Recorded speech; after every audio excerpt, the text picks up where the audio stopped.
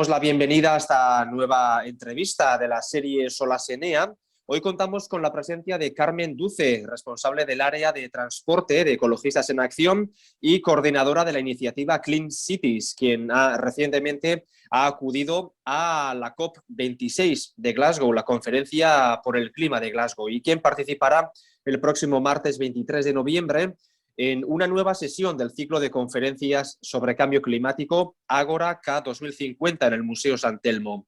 Carmen, bienvenida y muchas gracias por responder a nuestra llamada.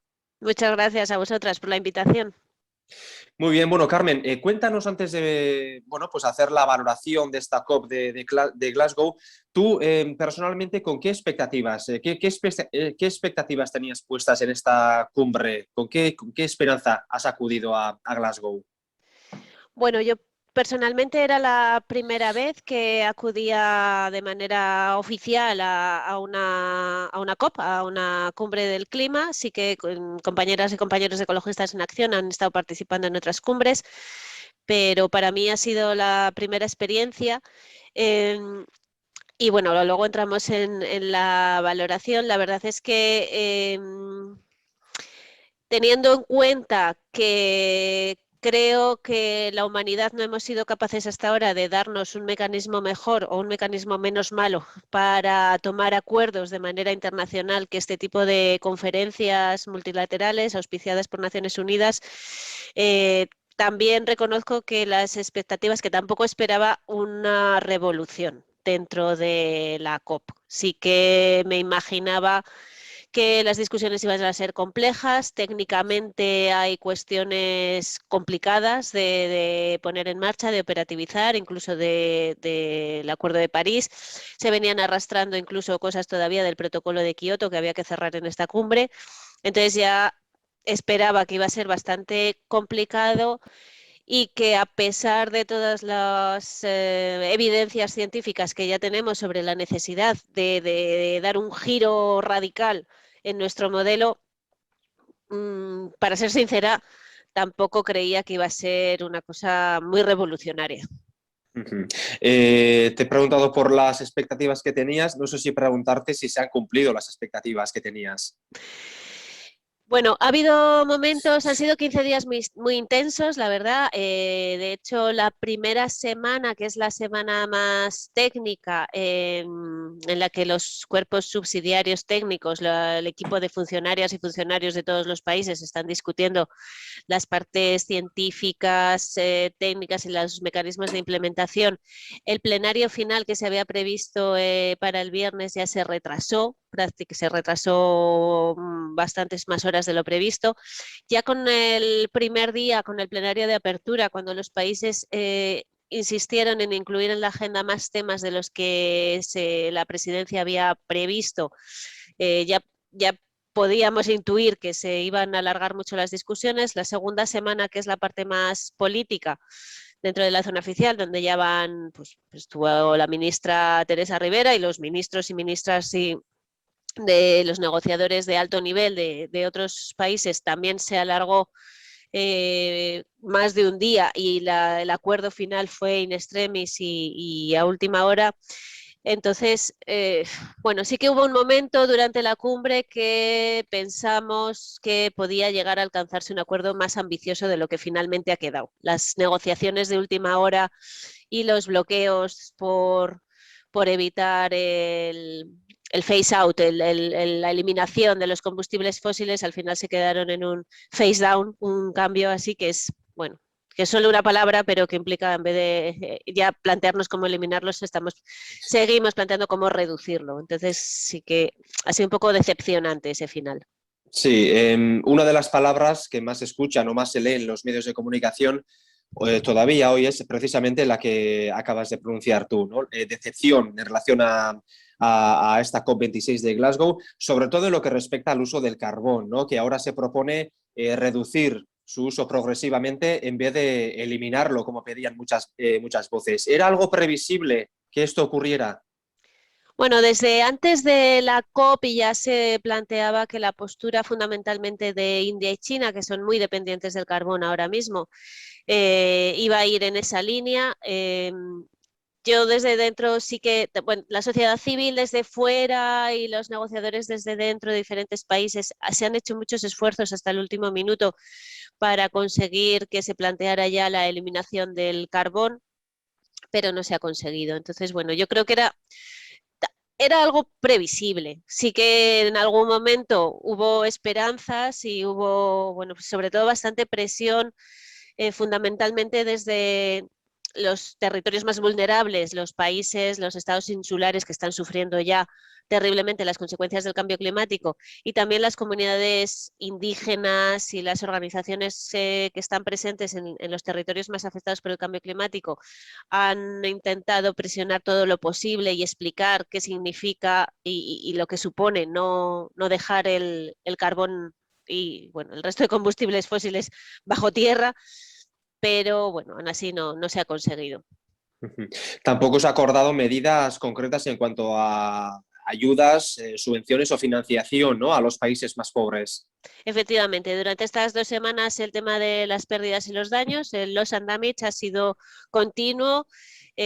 Prácticamente todos los días ha habido espacios de negociación y ha habido actos también, tanto dentro de la zona oficial, en la zona azul, como fuera, en las calles de Glasgow. Ha habido un montón de eventos planteando que ya evidentemente tenemos que financiar y apoyar las medidas de mitigación, hay que financiar la adaptación, pero es que ya hay territorios que ni adaptación ni nada, que es que ya están sufriendo las consecuencias del cambio climático de una manera tremenda, y además son los países, o suelen ser son los territorios que menos han contribuido al cambio climático, que precisamente, bueno, pues somos los países, han sido los países más enriquecidos del norte global quienes han causado este problema con su desarrollo basado en la quema de combustibles fósiles, y son precisamente los empobrecidos del planeta quienes están sufriendo las consecuencias.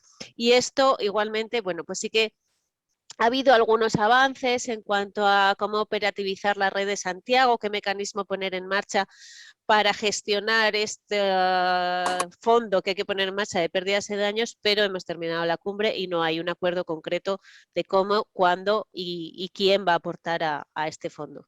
Ujú. Uno de los puntos positivos, podríamos decirlo así, es que se mantiene el objetivo de 1,5, ¿no?, de grados de aumento de la temperatura propuesto en la cumbre de París. Sí, esto yo creo que es algo importante a destacar, que ya es un compromiso de hace 6 años, o sea, ya el Acuerdo de París lo marcaba, pero sí que en esta cumbre se ha tomado, bueno, con más firmeza, con más contundencia. Falta por concretar cómo cada país va a contribuir a esa reducción de emisiones necesaria para quedarnos en ese 1,5, porque bueno, también se ha hablado mucho, no era uno de los aspectos en la negociación, pero sí que las organizaciones de la sociedad civil lo han estado planteando mucho, que el concepto de net cero, de neutralidad climática, es bastante arriesgado en este sentido, que nos puede llevar a falsas soluciones o a tratar de compensar las emisiones de CO2 de manera con tecnologías que no están probadas, que no está nada claro que verdaderamente nos permitan compensar esas emisiones, y que lo que es necesario es reducirlas. Ahí ha habido bastante debate en la metodología de cómo tienen los países que reportar sus compromisos nacionales, los NDC, las National Determined Contribution. Sí que ha habido un acuerdo, esto es una cosa bastante técnica y compleja, pero bueno, hubo varios momentos de debate para ver cada cuánto se iban a revisar esos compromisos, y hubo una primera propuesta que alargaba la revisión de los compromisos hasta 10 años, los tiempos comunes, los common time frames. Eso sí que se consiguió rebajar esa periodicidad para que los compromisos de los países se revisen al menos cada 5 años, porque pensando que estamos en una situación de emergencia, bueno, pues incluso pensamos que debería ser una revisión mucho más periódica para ver si de verdad estamos reduciendo las emisiones al ritmo que necesitamos para quedarnos en ese 1,5 grados, que tenemos muy poco tiempo para conseguirlo. Ujú. ¿De qué plazo se hablan? ¿Qué tiempo tenemos para poder conseguir que no se sobrepase ese aumento de las temperaturas? Pues algunos informes lo que nos están planteando es que deberíamos estar reduciendo emisiones a un 7% anual en los próximos 8 años para frenarlo en 2030. por ponernos un poco en contexto y saber de qué estamos hablando, durante el confinamiento en el año 2020, con todas las restricciones a la movilidad que todos los países implantaron para evitar la extensión de la pandemia, se redujeron emisiones alrededor de un 10-12%. O sea que estamos más o menos en ese rango. Habría que tomar medidas de ese calibre en los próximos 8 años para tratar de frenar las emisiones de gases de efecto invernadero. Además, es que tenemos que tener en cuenta que lo que emitimos hoy, el CO2 que se emite hoy, va a estar en la atmósfera 120 años, por lo menos. Entonces, no es algo que desaparezca. Una vez que, incluso aunque llegáramos en 2050, que plantea la Unión Europea, a una neutralidad climática, que lo que se emite se compense y que en la cuenta final las emisiones de CO2 fueran cero, todavía tendríamos 120 años de CO2 acumulado en la atmósfera de todo lo que estamos emitiendo ahora. Entonces, es la urgencia que hay que reducir cuanto antes de manera muy drástica y afrontar tanto la adaptación como efectivamente las pérdidas y los daños. Mucha gente, ahora hablando concretamente de las COP, se presenta un poco escéptica, ¿no?, sobre las COP, sobre todo desde que las corporaciones energéticas tienen tanta presencia con sus delegaciones. ¿Crees que ese escepticismo está razonado? ¿Realmente crees que las COP, bueno, pues pueden servir para solucionar los problemas derivados de la crisis climática? Es un asunto complejo. Yo creo, le hemos dado muchas vueltas en el equipo de Ecologistas en Acción y con otras organizaciones, porque es verdad que el despliegue de las grandes multinacionales patrocinadoras de la COP, pues es abrumador y asusta. Y si, bueno, no está la parte en la que se llevan a cabo las negociaciones, que son salas de reunión, pero luego hay una parte de feria, de inventos y de empresas y de grandes empresas que asusta bastante. Y, y yo creo que de alguna manera eso habría que tratar de controlarlo. Sí que se ha denunciado también el greenwashing, el lavado verde que hacen estas compañías, como nos están intentando, bueno, plantear que las soluciones son individuales y que las grandes compañías no tienen nada que ver y que ellas están poniendo todo de su parte, cuando sabemos que, bueno, se están enriqueciendo con la quema de combustibles fósiles y con la explotación del territorio y de las personas también en otras partes del mundo. Sin embargo, a pesar de todo eso, ¿qué otra alternativa podemos tener para poner de acuerdo a todos los países del mundo en un objetivo tan ambicioso que además, aunque no se plantee y no se ponga sobre la mesa, realmente de lo que estamos hablando es de un cambio de modelo económico y social global? O sea, el capitalismo se basa en la quema de combustibles fósiles, el despegue que ha permitido la acumulación de capital en el último siglo y medio ha sido, pues, gracias a los combustibles fósiles, especialmente gracias al petróleo. Y una vez que nos planteamos que eso hay que dejarlo en tierra y que además se nos está agotando, lo que está de fondo es que hay que cambiar todo el modelo global, el modelo económico.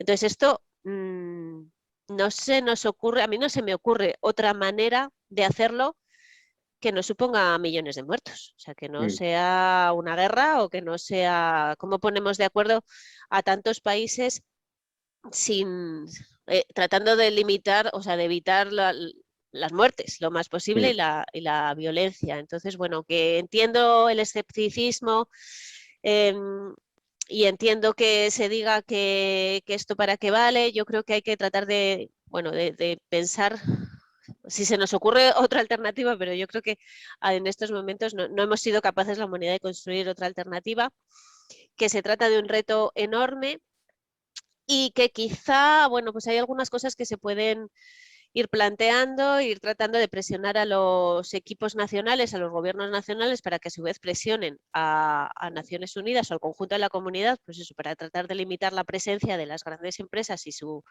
poder. Y también en cuanto a la toma de decisiones, lo que se ha, en las COP las decisiones se toman por consenso. Y esto supone muchas veces que se va a mínimos, que los acuerdos que se alcanzan son de mínimos. En la propia reglamentación y normativa de Naciones Unidas sí que sería posible llegar a un acuerdo por mayorías. Tendrían que aceptarlo y acordarlo el conjunto, Pero eso nos pondría también en otro problema, porque en un contexto como este, en el que todos los países tienen que hacer esfuerzos por transformar sus economías y descarbonizarlas, un acuerdo tomado por una mayoría, ¿qué hacemos con la minoría que no participa de ese acuerdo? No sé hasta qué punto, no lo tengo claro, yo es algo que no tengo claro, pero sí que es algo que se ha planteado también en esta COP, que ha sido una de las cuestiones que se ha debatido. Para terminar, Carmen, ¿qué titular utilizarías para definir esta COP26? ¿Uno que se te ocurra o alguno que hayas leído y que te haya gustado?